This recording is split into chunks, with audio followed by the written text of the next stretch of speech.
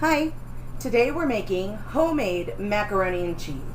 Yes, it's cheaper to go out and buy the neon orange bag of cheese and put it in with that horribly measured out box of macaroni that's just filled with salt, and God only knows why that cheese is neon orange, but this is going to be way better. What you're going to need for this recipe, to begin, 8 tablespoons of butter, 5½ cups of milk, half a cup of flour, 2 teaspoons of salt, 1/4 teaspoon of pepper, 1/4 teaspoon of cayenne, 4¼ cups of shredded cheese, cheddar, 2 cups of shredded Swiss, and a pound of cooked elbow macaroni. That is, the cheese comes out to 6½ cups. But what you're going to want is, of that 6½ cups of cheese, you're going to want to take 2 cups and set it aside. You're going to put the remaining cheese in your cheese sauce, which we're going to make right now. So the first thing we want to do is melt the butter in the pan, and I got my flame on too high, my ugly dirty burner. But I made a Cajun recipe and the sauce just went everywhere. And we're melting that up. And I'm always telling you, you want to hear that sizzle, you want to see those bubbles, you want that to pop. Let me grab my whisk here. And yes, I'm using a metal whisk in a Teflon coated Tefal. The gods of cooking will spank me later. So we want to get that all melted down. The gods of cooking being Tom Kelly, who bought me this pan for Christmas. Specifically under the provision that I didn't do what I'm doing, but he's taking a nap. So if you don't tell, I won't tell. And there we go, we have melted butter. And we are going to add the half a cup of flour. And we are going to stir constantly. I did have at one point a Teflon coated whisk, but with 6 sons and a really hungry husband, you can just imagine how quickly I went through that whisk. So to save my pan, and to keep the cabbie from getting angry, I'm just going to do this. And we're going to stir this and keep it moving. And basically, we want to cook it for about a minute. This is your roux. And to be perfectly honest with you, I don't think it should be doing this. I have no idea why it left up on me like that, but we're going to go with it. But like I said, this isn't a perfect kitchen, so sometimes poop happens. We need to cook it for about that minute to cook out the raw taste of the flour. Some roux turn brown, some roux turn orange, some roux, like this one, are going to stay yellow. I used butter, margarine, generic store brand margarine. Hasn't been nearly quite a minute, so just give it a little bit longer. And then I'm going to trade out my plastic spoon for my whisk. Hi. And then I'm going to slowly pour in 5½ cups of milk.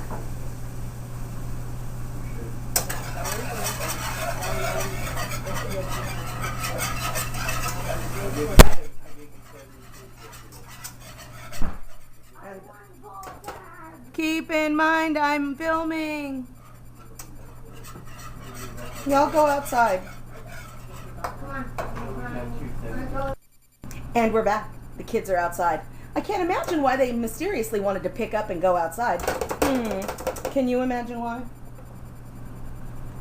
So I got one. There we go. And here goes the rest of it.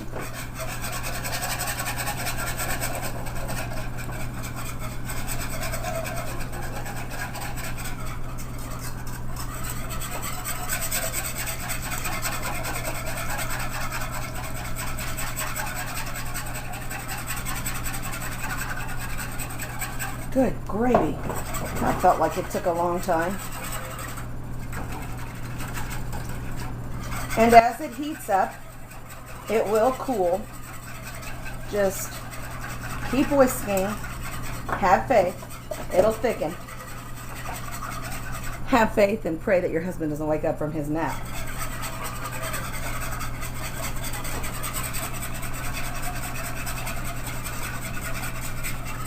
Ugh.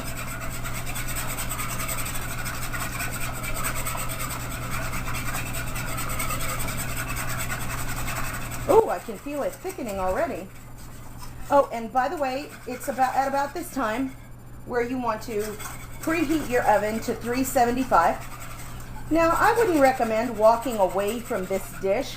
Walking away from this milk and roux for a long time. But now would be a good time if you're gonna to not just preheat the oven, but go ahead and butter a 3-quart dish so that you can pour all of this in.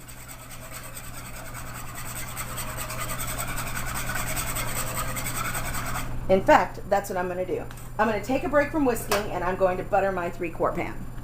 Okay, and here we go. I walked away long enough to get the milk back up to temperature. That's what was holding me back. That's why the sauce wasn't thickening instantly. I guess I didn't pour it in slow enough. But once it came up to temperature, you can see now, if I stop moving it, that it is actually boiling.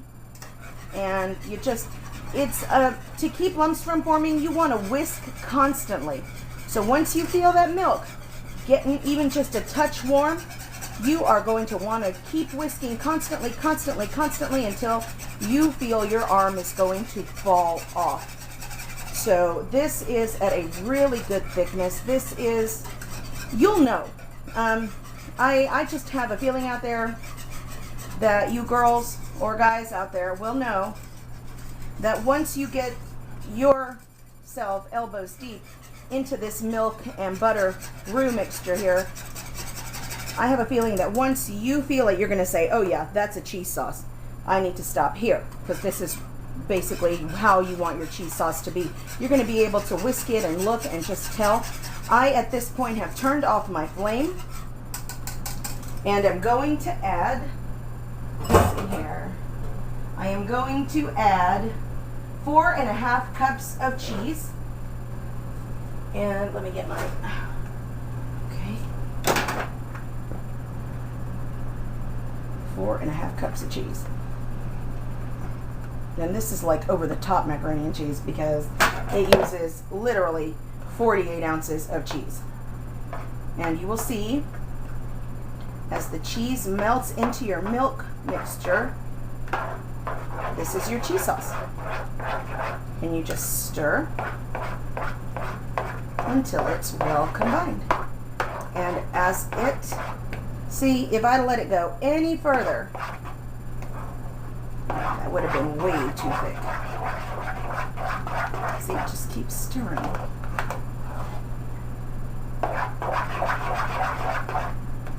Okay, now keep in mind you've got the flame off. And you can kind of see where the cheese is releasing its fat. And it's kind of turning yellow. And it's just all melting. I am going to leave this to melt naturally, and I am going to strain my pasta, and I'll be right back. Okay, and at this point I've got my noodles over here in a bowl. Ouch, they're hot. And right about here, I messed up. While you've got before you put in the cheese, I would recommend adding the salt, the pepper, and the cayenne, just so you can get an even mixture. You can also add a 1/4 teaspoon of nutmeg if you like it. I just think that's funky and I'm not going to do it. I never have. And you'll be able to look and tell as it's swirling around that the seasonings have been incorporated properly. And that is a really thick cheese sauce. So at this point, what I'm going to do is I am going to pour it over my noodles. Okay, so here's what we're going to do. I've got my noodles.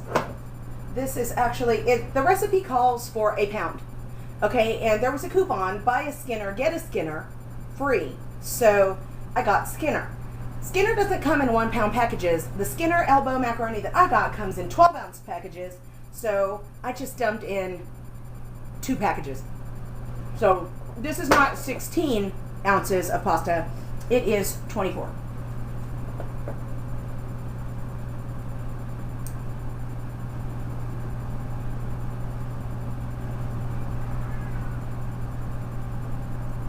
And that's just how frugal I am, that I will scrape that pan until it is clean. I don't know if you can see that in here, look. Use that rubber scraper. All right, and then from here, you just mix. I am going to get off the burner and grab a spoon. Yep, there we go. See, and you just mix. And this, to me, is about as tough as getting elbows deep in that homemade sausage. Woo! All right, so you know what?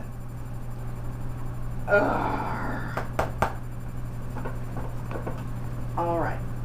Yeah. I am going to come back when it's all mixed. Okay, and we are all mixed in. So I am going to spin around here and pour it into my prepared. Okay, and it's heavy. Okay, now I didn't butter it the way a lot of people do because I am super lazy. So I used parchment paper and sprayed it with butter pan. No, I know what you're thinking. No, when you go in for a scoop, no, you do not walk away with a spoonful of paper at the bottom of your food. It doesn't happen. I know this because over the weekend my son was in the hospital and I made a tofu sausage lasagna and everybody dug right in and nobody got paper. I thought I had gotten paper and I was gonna, have a big old hissy fit. But no, what happened was that the paper had just secured itself to the bottom. It's pretty hard to get anything to stick or to burn on parchment. And I am pretty lax. I'm not a really good baker. I'm really not. So okay, here we go. So I need parchment paper. We also made about 4 dozen cookies over the weekend while my son was in the hospital, and they didn't burn. And I always burn cookies. I made my own cookie dough though. Well, okay, I didn't make my own cookie dough. It was pre-packaged generic cookie mix, and we just added stuff to it. So like I think for the sugar cookie mix, we added 1 egg and a stick of melted butter, and then we threw in some butterscotch chips, and I chopped some almonds. And then for the chocolate chip mix, I threw in some Heath bits, and then I made peanut butter. For the peanut butter cookie mix, I threw in some Hershey. I chopped up some some of the Reese's peanut butter cups, and I also chopped up a Hershey bar. They came out really good. Okay, so at this point, we're going to take the reserved the reserved 2 cups of cheese, and put it over the top evenly.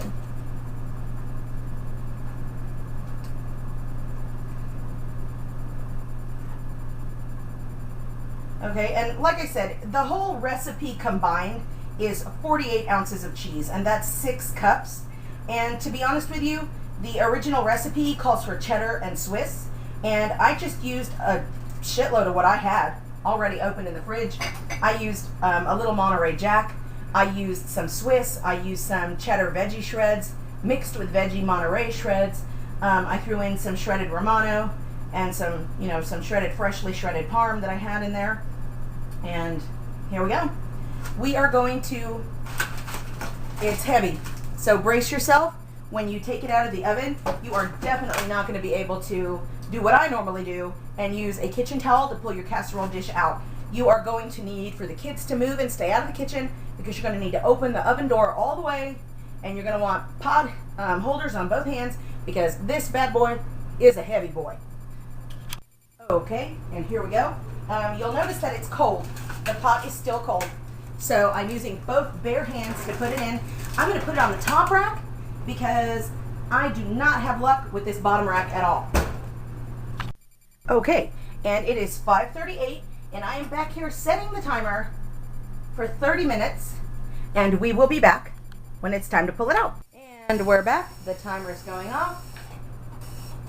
And let me grab my 2 pot holders because I know this bad boy is going to be heavy.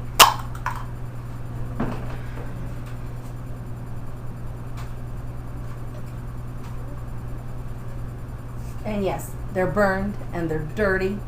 I use them. I cook. You ever tried washing a pot holder from Walmart? Seriously. Eli, give me that pot holder that's over there. Over there.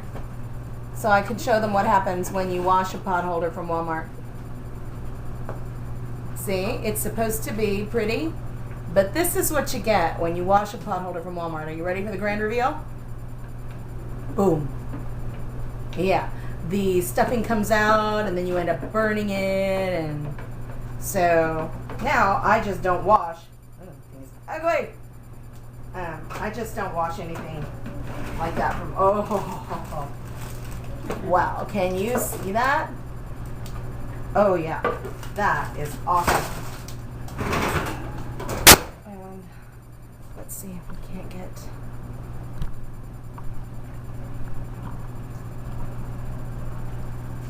Check it out. I think that I am going to put it in for another few minutes to see if I can get the cheese more golden and more crispy on the top. And oh my god, it's going to be very, very hard for me to control myself. But look at that. Oh, you know what? Let me try. Let's see what happens with me. Oh. Yeah, I'm going to put it back in for another few minutes, and whether you do or not is completely optional, but this to me will not be ready until that cheese is a little bit crunchy on the top. Make some homemade macaroni and cheese. You'll be surprised at how different it tastes, and you'll be happy. You'll feel that, you know, it's a pain in the neck to make it, but the accomplishment you'll feel when your family is like, oh my god, Mom, this is so good. And it tastes better than Kraft or any other brand out there. Make it. You'll like it.